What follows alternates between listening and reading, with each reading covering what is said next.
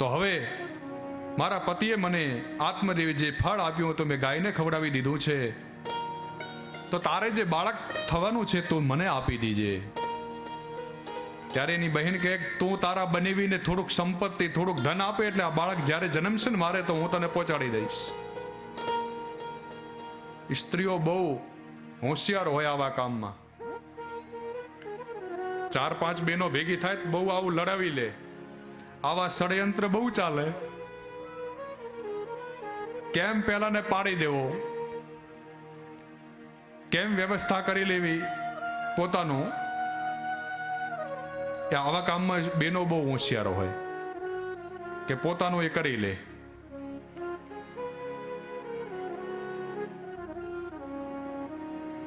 અને આત્મદેવ બિચારો પેલો ભોળો, એને ખબર નહીં ઘરમાં શું થાય છે. આપણે અટાણે કેટલા આત્મદેવા એવા છે પોતાના ઘરમાં શું થાય છે ખબર નથી હોતી. કથામાં આવવું હોય તો પૂછીને આવવું પડે, ઘરે ધૂંધૂલીને આવવું પડે ને પૂછીને.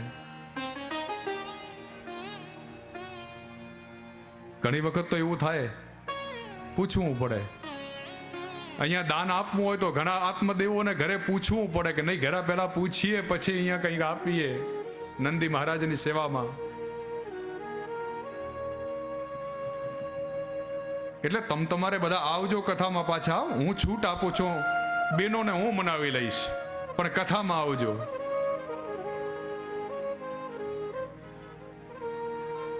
એટલે આપણી બેનો કઈ ધૂંધુલી જેવી નથી, કારણ કે એ તો બધી બહેનો પોતે અહીંયા કથામાં આવે છે.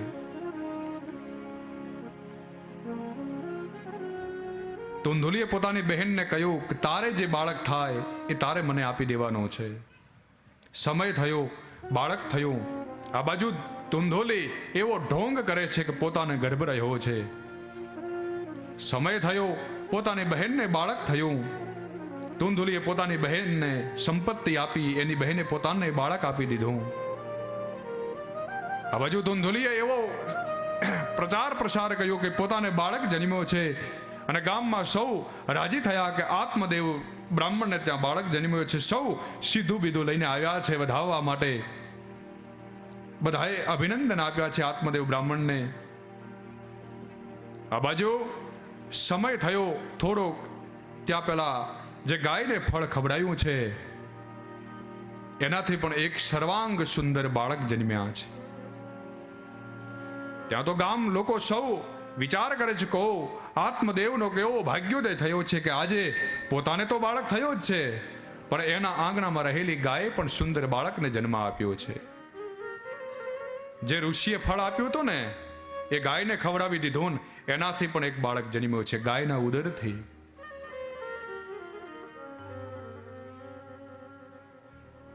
એટલે ઘણાને એવું લાગે કે આવું થઈ શકે ખરા, કે કંઈક ગાયના ઉદરથી તો કંઈક બાળક જન્મતા હશે. વાલા, અત્યારે આપણું વિજ્ઞાન એટલું બધું વધી ગયું છે ને આપણે સામાન્ય માણસ છીએ તો આટલું કરી શકીએ, તો ભારતના ઋષિઓ શું ન કરી શકે? એ મંત્રોની શું તાકાત, એ તપનું શું તેજસ્વીતા છે.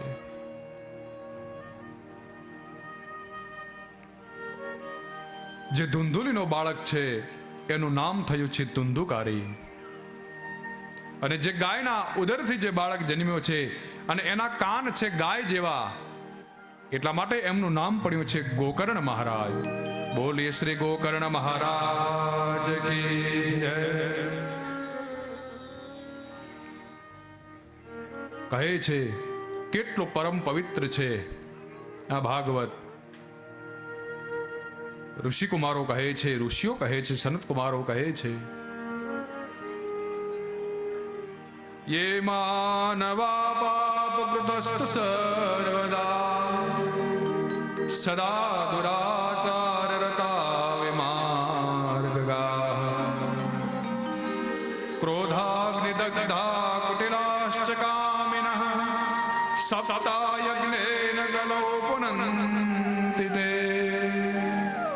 સત્યેન યેનઃ પિતૃમાતૃદુષ્કાઃ તૃષ્ણાકુલાશ્ચ ધર્મવર્જિતા યે દાંભિકા મત્સરણો વિહિંસકા સપ્તાયજ્ઞેન કલૌ પુનંતિ તે. કેટલા પાપી જીવો હોય કે પોતાના માતા પિતાનો જેણે અપરાધ કર્યો હોય, જે ક્રોધાથી દગ્ધા, જે ક્રોધથી દગ્ધ હોય, અનેક લોકોનો અત્યાચાર કર્યો હોય, એવા લોકો પણ આ શ્રીમદ ભાગવતની કથાથી પરમ પવિત્ર બને છે. પછી તો અનેક અનેક અનેક દિવસો વીત્યા, ધુંધુકારી મોટો થયો છે. આ આત્મદેવ અને ધુંધોલીની કથા નથી, આ આપણી જ કથા છે. આત્મદેવ એટલે પોતાનો આત્મા. એટલે ઘણી વખત સંતાન ન હોય તો રાડ્યું પાડીએ આપણે કે આને સંતાન નથી, આને સંતાન નથી. એટલે એક કે ભાગવતનું કેટલું મહત્વ છે એ તો આ સમજાઈ જશે આપણને, પણ જેને સંતાન નથી અને પછી સંતાન જે પરાણે હોય છે એને કેવા હોય છે, બે વાત આપણને સમજાશે.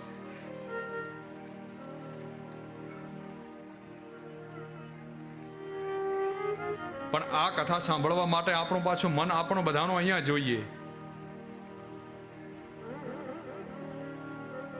નહીતર તો ઠીક છે, અટાણે આપણે ભોજન પ્રસાદ તો પહેલા પૂર્ણ થયો, નહીતર ઘણાને રસ ત્યાં પાછો હોય કે અટાણે હું બન્યું હશે, મારા ચપ્પલ ક્યાં પડ્યા હશે, એ કોઈ ચોરીને લઈ ન જાય, મને પેલું મળશે કે નહીં. ઘણી વખત કથામાં બેઠા હોઈએ પણ આપણું મન કથામાં ન હોય.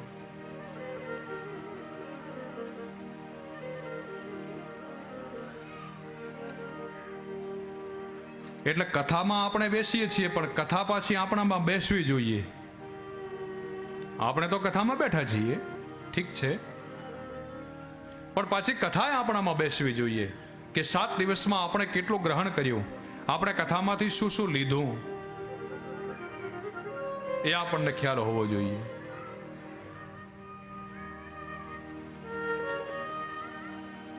કહે છે ધુંધુકારી બહુ મહાન દુષ્ટ પાક્યો અને ગોકર્ણ મહારાજ એ બહુ વિદ્વાન થયા છે. એ ધુંધુકારી ગામમાં જ્યાં ને ત્યાં ભટકે છે, જેવા તેવાનો સંગ કરે છે, કૂતરાઓનો સંગ કરે છે. ધુંધુકારી કહે છે કે એટલો બધો દુષ્ટ થયો છે ધુંધુકારી કે પોતાના ગામમાં નવા નવા બાળકો જન્મે, નાના નાના, અને કોઈનું ધ્યાન ન હોય તો એમાં ઉપાડી લઈ જઈને કૂવામાં એ નાખી આવે. 5 સ્ત્રીઓનો સંગ કર્યો છે ધુંધુકારીએ. અને આ બાજુ ગોકર્ણ મહારાજ મહાન વિદ્વાન થયા છે, પંડિત થયા છે, અને તીર્થયાત્રા માટે નીકળી ગયા છે. એટલે ઘણી વખત ઘણા ઘરે આવું પણ થાય કે એક છોકરો આવો હોય ને એક છોકરો આવો હોય. ઘણી વખત છોકરા માનતા ના હોય એટલે માનતા ન હોય, કોઈ માનતાના છોકરા હોય એટલે કોઈ દેવને માનતા માની હોય ને છોકરા થયા હોય, પણ પછી પાછા જે માનતાના મનેલા હોય ને છોકરા થયા હોય એ પાછી માનતા ના હોય. એનું કીધું ન કરતા હોય, એનું ન માનતા હોય. તો ઘણી વખત પૂછવાનું થાય, ઘણી વખત અમારી પાસે એવા આવે કે શાસ્ત્રીજી થોડુંક આને તમે સમજાવો ને, અમારું માનતો નથી. તો મેં ઘણી વખત પૂછીએ, પછી માને આ કેવી રીતે થયા, તો કે ફલાણી ફલાણી દેવી એની માનતા કરીને એ માનતાથી આ થયો છે, પણ હવે માનતો નથી. એટલે માનતાના એવા હોય ક્યારેક ક્યારેક.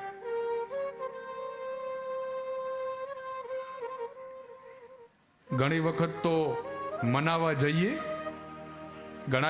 ઘણી બહેનો આવે કે તમે આ શાસ્ત્રીજી તમે કથા કરો છો ભાગવતજીની, તો આને સમજાવો ને કંઈક, સમજે તો આ નશો કરે છે ને, અને તમે મનાવો ને કંઈક. તો ક્યારેક ક્યારેક વળી એવું કોઈ ભેટો થાય ને અમે મનાવીએ, બેહીએ 7 દિવસ જે ગામમાં કથા ચાલતી હોય એનો ભેટો કરીને એને મળીએ કે ભાઈ તો આ બધું છોડ ને, હવે આમાં શું રાખ્યું છે, આ બધું કરે છે એમાં. તો એક વખત તો એવા ભાઈનો ભેટો થઈ ગયો તો એક બેન મારી પાસે આવ્યા, કહ્યું કે શાસ્ત્રીજી આ આવડા માર્ગે જાય છે, નશો કરે છે, તમે એને છોડવાનું કહો ને, વળી તમારું માની જાય.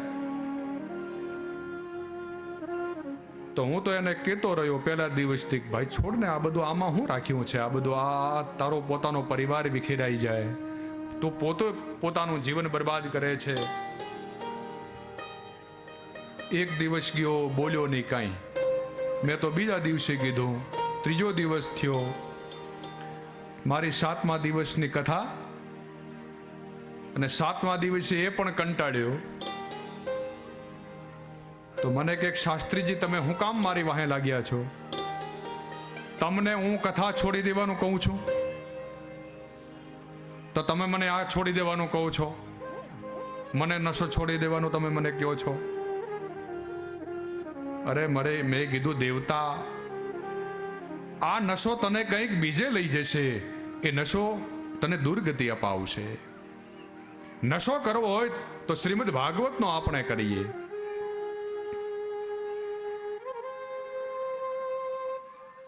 એટલે માનતાના બહુ રાખવા નહીં, પછી ક્યારેક ક્યારેક પ્રશ્નો ઊભા થાય માનતા વાળા. અને આપણો દેવ એવો એટલો બધો સસ્તો છે કે 5 રૂપિયાની પ્રસાદીમાં માની જાય કે હે ભગવાન, હાજે મારું આ કામ થઈ જાય તો હું તને 11 રૂપિયાની પ્રસાદી ધરી દઈશ. હવે જેણે આપ્યા છે 11 રૂપિયા, એ ભૂખ્યો છે 11 રૂપિયાનો? ઘણી વખત આપ ભાવ છે, બરાબર છે, ભગવાનને પ્રસાદી ધરવી જોઈએ, આપણો ભાવ ભગવાનને અર્પણ કરવો જોઈએ. એટલે પ્રસાદી કરવાનો ના નથી પાડતો, પ્રસાદી તમે બધા કરતા રહીજો પાછા, નહીતર પાછો કાલે એવો પ્રચાર પ્રસાર થશે કે શાસ્ત્રીજીએ પ્રસાદી કરવાની ના પાડી છે. એટલે માતાજીને અને જે ધરતા હોય બધું ધરે રાખજો.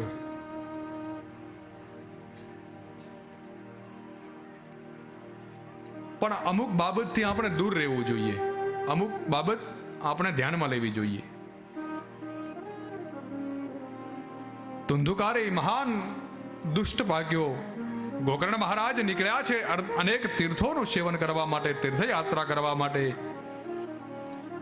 આ બાજુ કહે છે સુતજી મહારાજ, એક વખત પોતાના ઘરમાં અનેક સંપત્તિ રહેલી છે. ધુંધુકારી વિચાર કરે છે કે મારા ઘરમાં કેટલી લક્ષ્મી છે, પણ એવો દુષ્ટ પાક્યો છે કે પોતાની સંપત્તિ, પોતાના બાપાની સંપત્તિને વેડફે છે, પોતાના પિતાની સંપત્તિને. ઘણા પૈસા હોય, ઘણા દુરુપયોગ કરતા હોય છે. આજે ધુંધુકારી પોતાના પિતાની સંપત્તિનો દુરુપયોગ કરવા લાગ્યો. કહે છે પિતર્યોર પરતે તેન જનની તાડિતા વૃષમ ક્વવિત્તમ તિષ્ઠતે બ્રૂહિ હનિષ્ય લત્યા ન ચેત. પોતાની માને કહે છે એક વખત ધુંધુકારી જઈને, હે માં, બધું ધન ક્યાં મૂકેલું છે, તું મને બતાવ. અને પોતાની માને મારવા ને પીટવા લાગ્યો.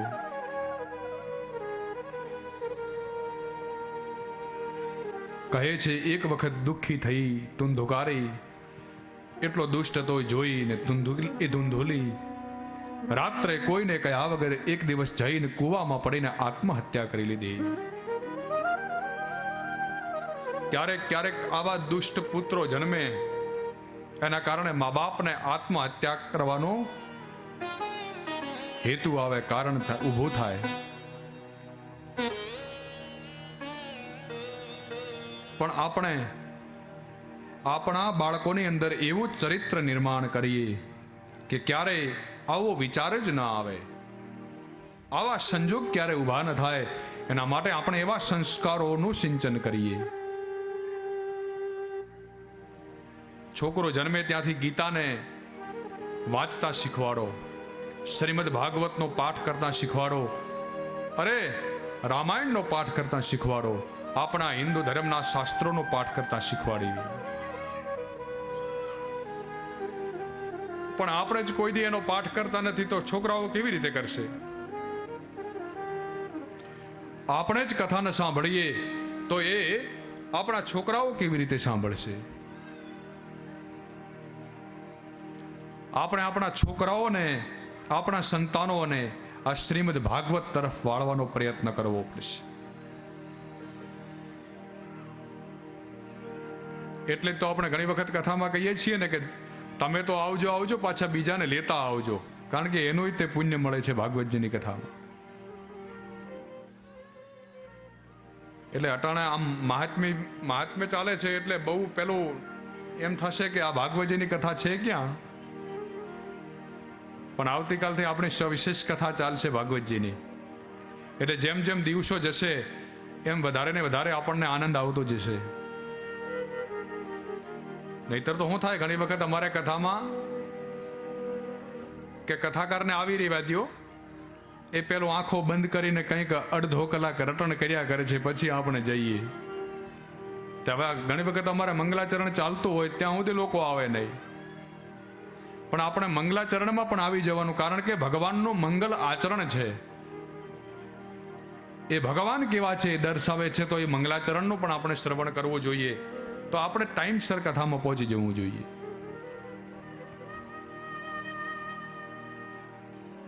તો આ ધુંધુકારી કથા આપણને શીખવાડે છે કે સંતાન કેવા હોવા જોઈએ, આપણી સંપત્તિનો ઉપયોગ કેવી રીતે આપણે કરવાનો છે, ક્યાં કરવો, ક્યારે કરવો, કેટલો કરવો. ધુંધુકારી પોતાની સંપત્તિને વેડફવા લાગ્યો. પોતાના પિતાને જ્યારે ખબર પડી કે ઓ ધુંધુકારી બહુ દુષ્ટ પાક્યો છે,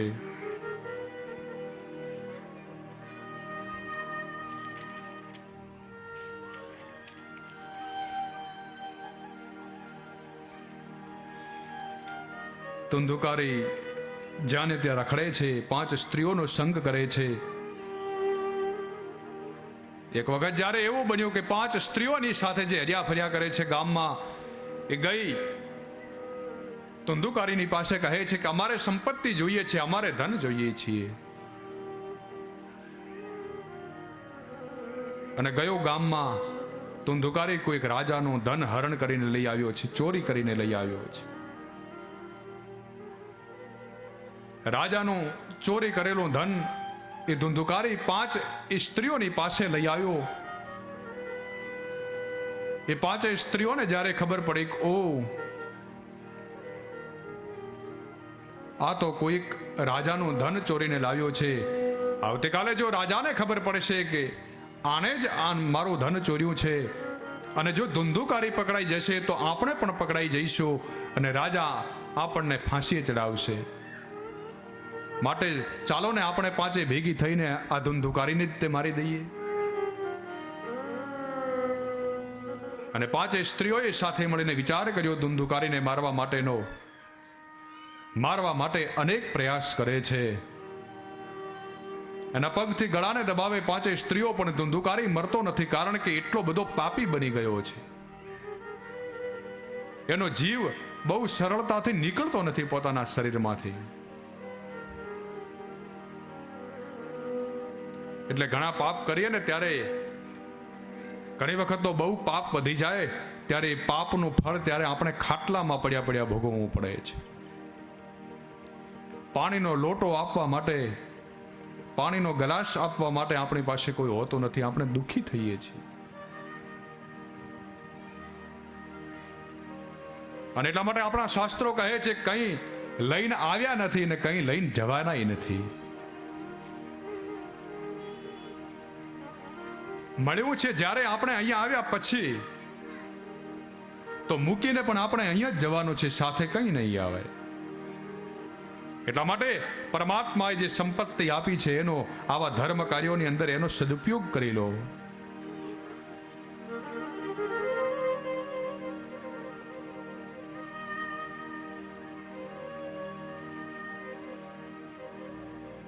એ ધુંધુકારીને મારવાના અનેક પ્રયત્નો કર્યા 5 સ્ત્રીઓએ. ધુંધુકારી મરતો નથી. અંતે એ ધુંધુકારીને ઊંધે માથે લટકાવ્યો છે એ 5 સ્ત્રીઓએ, અને એના મોઢામાં ધગ ધગતા અંગારા નાખ્યા છે ધુંધુકારીના મોઢામાં, અને તરફડીને ધુંધુકારીનું મૃત્યુ થયું છે. અને બહુ પાપી હતો એટલા માટે ધુંધુકારી પ્રેત બન્યો છે.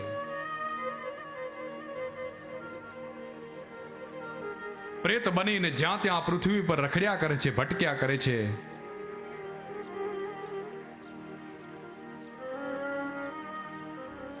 આ બાજુ ગોકર્ણ મહારાજ મહાન જ્ઞાની થયા છે, પોતાના પિતાને ઉપદેશ આપે છે. હે પિતાજી, હવે તમે ઉંમર થઈ તમારી, અને પછી તો સરવાળો કેવો છે, 50 વર્ષ પછી તો પછી ઘરમાંથી આસક્તિ મટી જવી જોઈએ. ઘરમાં આસક્તિ ન રાખવી. એટલા માટે તો એનું નામ છે 51, 52, 53. પછી તો 51 વનમાં જતો રહેવાનો અને હરિભજન કરવાનું. 50 વર્ષ સુધી ઘરમાં આસક્ત રહીએ છીએ આપણા પરિવારમાં, પણ 51મો વર્ષ બેસે એટલે તો હરિભજનમાં જોડાઈ જવું જોઈએ. એટલા માટે પોતાના પિતાને ઉપદેશ કરે છે ગોકર્ણ મહારાજ. કહે છે, સુખદેવજી મહારાજ લખે છે, દેહે સ્થિમા સરુદિરે વિમતિં ત્યજત્વં જાયા સુતાદિષુ સદા મમતાં વિમુંચ પશ્યાનિ સંજગદિદં ક્ષણભંગનિષ્ઠં વૈરાગ્ય રાગ રસિકો ભવ ભક્તિનિષ્ઠઃ ધર્મં ભજસ્વ સતતં ત્યજ લોકધર્માન સેવસ્વ સાધુ પુરુષાન જહિ કામતૃષ્ણા અન્યસ્ય દોષ ગુણ ચિંતનમાશુ મુક્ત્વા સેવા કથારસમહો નિતરં પિબત્વં એવં સુતોક્તિવસતોऽપि ગુહં વિહાય યાતો વनं સ્થિરમતિર્ગતષષ્ઠિवर्षः યુક્તો હરેરનુદિनं પરિચર્યાસૌ શ્રીકૃષ્ણમાપનિયતં દશમસ્ય પાઠા. હે પિતાજી, ધર્મં ભજસ્વ સતતં ત્યજ લોક ધર્માન. હવે તમે સતત આ બધું છોડો. તમે સ્ત્રીનો સંગ છોડો. કોણ સ્ત્રી, કોણ પત્ની, કોણ છોકરા, કોણ પરિવાર, આ બધું છોડો. હવે તમે ધર્મં ભજસ્વ સતતં ત્યજ લોક ધર્માન. તમે બધા આ લોક ધર્મોને હવે છોડો. આ સ્ત્રી ધર્મ, પિતૃ ધર્મ, લોક ધર્મ, આ બધા ધર્મોને તમે છોડો. આ લોક લાજને તમે છોડો. માત્ર હવે તમે ધર્મં ભજસ્વ, ધર્મનું ભજન કરો. અને શું કહે છે? દેહે સ્થિમાંસ રુધિરે ભીમતિમ ત્યજત્વમ. આ માત્ર શરીરમાં તો લોહી, પરુ, હાડકાં એનાથી જ ભરેલું છે. મળમૂત્રથી જ આ ગંદકીથી ભરેલું આ શરીર છે. આ શરીરમાં બીજું કાંઈ નથી. તમે આ શરીરની મમતાને છોડો. પિતાજી, હવે તમે તમારા શરીરની પણ મમતા ન રાખો. આ શરીરની મમતા છોડીને તમે હવે વનમાં જઈ ભાગવતજીના 10મા સ્કંદનો પાઠ કરતા કરતા ભગવાનમાં તમે લીન બનો.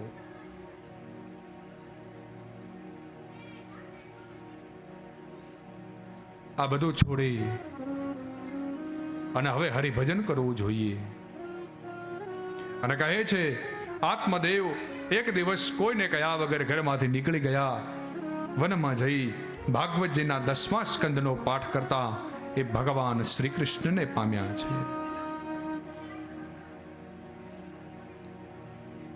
આ બાજુ તીર્થયાત્રામાં હતા ગોકર્ણ મહારાજ. તીર્થયાત્રામાં ભ્રમણ કરતા કરતા જ્યારે ગોકર્ણ મહારાજને ખબર પડી છે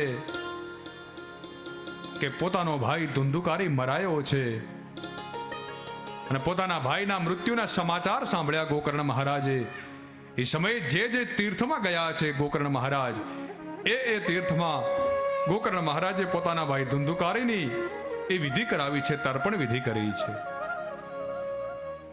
અને એટલા માટે જ તો તર્પણ વિધિનું મહત્વ બતાવ્યું છે આપણા શાસ્ત્રોમાં.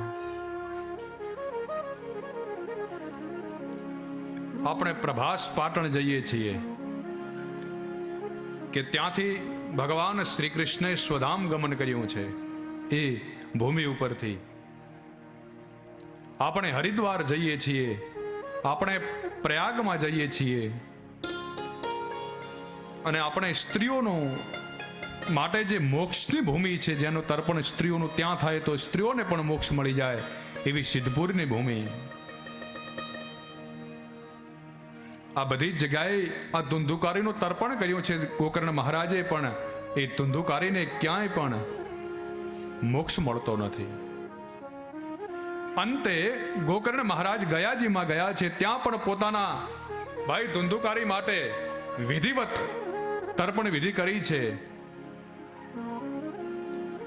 અને તર્પણ વિધિ કરી તીર્થયાત્રા કરીને ગોકર્ણ મહારાજ જ્યારે એક રાત્રે મધ્યરાત્રિએ પોતાના ઘરે આવે છે, પોતાના ફળિયામાં સૂતા હોય છે, સમયે પોતાનો ભાઈ ધુંધુકારી જે પ્રેત બન્યો છે એ આડા આવડા રૂપ બતાવવા લાગ્યો પોતાના ભાઈ ગોકર્ણને. ક્યારેક બીજું રૂપ ધરે, ક્યારેક બીજું રૂપ ધરે. ગોકર્ણ મહારાજ વિચાર કરે છે કોઈક રાક્ષસ તો નથી આવ્યો ને મને હેરાન કરવા માટે, અને પોતાનું અંજલિ ભરી અને જળ છાંટ્યું. ત્યાં તો રડવા માંડ્યો. ત્યારે વિચાર કરે છે ગોકર્ણ મહારાજ કે કોઈક અવગતિઓ જીવ લાગે છે મને. ત્યારે પૂછે છે ગોકર્ણ મહારાજ કે ભાઈ તું કોણ છો? આ તું રૂપ કેમ દેખાડી રહ્યો છે મને અલગ અલગ? ત્યારે ધુંધુકારી કહે છે ભાઈ તમે અંજલિ ભરીને મારા ઉપર જળ છાંટ્યું, મારા પાપોનું થોડું શમન થયું, થોડા ઓછા થયા તો મને બોલવાનો અવસર મળ્યો. હું તમારો ભાઈ છું ધુંધુકારી, હું પ્રેત બન્યો છું કે મહારાજ મારા મોક્ષ માટે કરીને તમે કંઈક ઉપાય રચો, મને કંઈક પરમ ગતિ મળે એવું તમે કંઈક સાધન કરો. ત્યારે ગોકર્ણ મહારાજ આશ્ચર્યમાં પડ્યા. મને તો તારા સમાચાર મળ્યા તો મેં બધા જ ક્ષેત્રોમાં તારી તર્પણ વિધિ કરાવી છે, તો તારી શું તારી ગતિ નથી થઈ? તને મોક્ષ નથી મળ્યો? ત્યારે ધુંધુકારી કહે છે ભાઈ મહારાજ તમે ગયાજીમાં મારા 1000 વખત પણ જો તમે તર્પણ વિધિ કરશો તો પણ મને મોક્ષ નહીં મળે, કારણ કે એટલા બધા પાપ મેં કર્યા છે.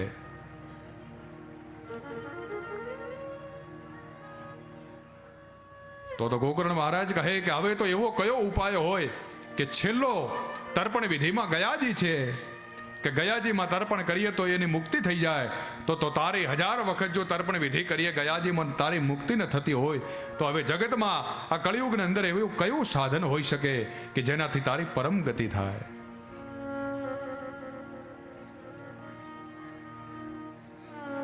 ત્યારે કહે છે નહીં પ્રભુ, હવે તમે જ મને ઉગારો, મને મોક્ષ અપાવો. અને ત્યારે વિચાર કર્યો એક સમય માટે ગોકર્ણ મહારાજ હાથમાં અંજલિ ભરીને વિચાર કર્યો, મંત્ર ભણીને સૂર્ય તરફ પોતાની પાણીને છાંટ્યો, સૂર્યની ગતિને થંભાવી દીધી છે ગોકર્ણ મહારાજ.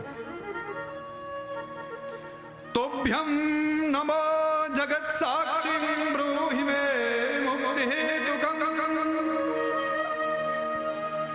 તત્શ્રુત્વા દોરતા સૂર્ય સ્ફુટમિત્યભાસત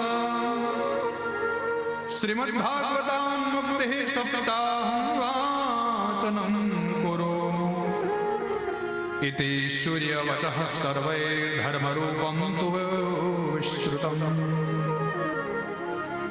સૂર્યની ગતિને સંભાવી દીધી ગોકર્ણ મહારાજે પોતાની અંજલિથી.